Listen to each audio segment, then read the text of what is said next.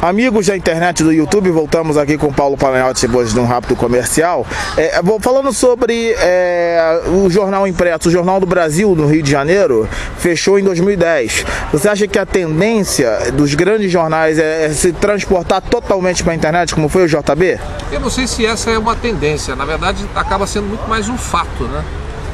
Você tem a plataforma digital hoje dos grandes jornais tendo uma participação expressiva nos lucros dos grandes jornais e cada vez menos as pessoas lendo. Isso é um fenômeno que, como eu disse, a internet veio para o bem e para o mal.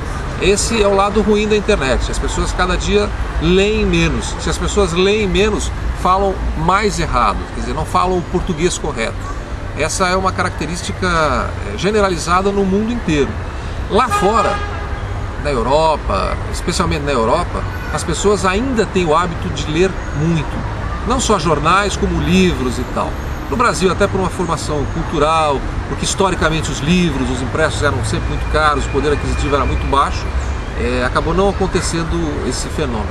Eu não acredito que os jornais terminarão, como a televisão também não terminou. Hoje a maior fatia comercial, hoje a maior fatia de dinheiro que se coloca na área comercial é nas televisões abertas.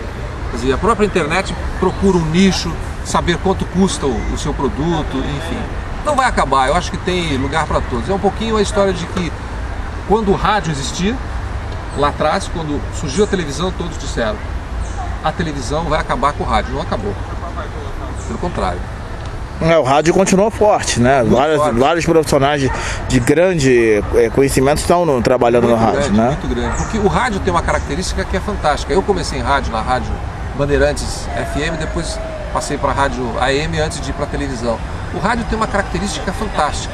Ele pressupõe que você não precisa ser alfabetizado. É o veículo mais democrático que existe do meu ponto de vista. Que você não precisa saber ler, você não precisa saber escrever, você não precisa saber fazer nada. E mais do que isso, você não precisa ficar parado prestando atenção numa televisão ou lendo um jornal. A dona de casa pode estar fazendo um jantar e ouvindo rádio. Isso é uma característica fantástica do rádio. Sim, até a própria televisão acaba demonstrando isso nas novelas também. Quando a dona de casa ouve o rádio, ouve alguma programação, por exemplo, até a própria televisão documenta isso. Exatamente. Exatamente. Então, Paulo, agora falando sobre a sua passagem na TV Cultura, como é que foi assim, a sua passagem por lá, para produção de documentários? A TV Cultura foi uma passagem muito rápida e muito agradável, muito legal. Eu fui para lá para tocar o departamento de documentários, fiz vários documentários lá, eu fiquei apenas 6 meses lá.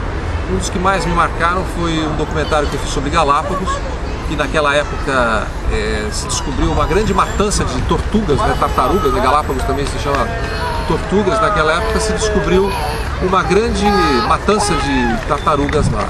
E a gente foi para lá para fazer um documentário e eu não queria me restringir simplesmente a mostrar os animais de Galápagos, a teoria da evolução de Charles Darwin, enfim, aquelas coisas todas. Eu queria me aprofundar um pouco mais.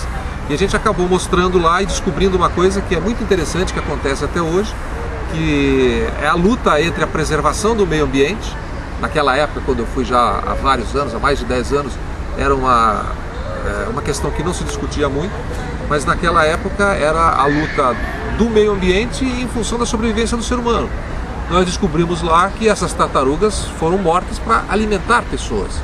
Nenhuma das duas atitudes está certa. Nem matar as tartarugas, mas também o ser humano morre de fome. Quer dizer, como é que fica a questão? Então, o escopo, o objetivo do documentário foi exatamente esse: mostrar o que acontecia e o que acontece até hoje nas ilhas onde Charles Darwin descobriu a teoria da evolução das espécies.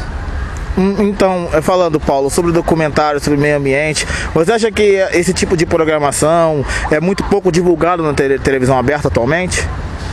De que ponto de vista? Que o programa Globo Repórter é um dos poucos. O Globo Repórter ele não é um documentário, na verdade ele é um programa grande, né? O documentário pressupõe outro tipo de abordagem, outro tipo de formatação, outra leitura dinâmica dos fatos e tal.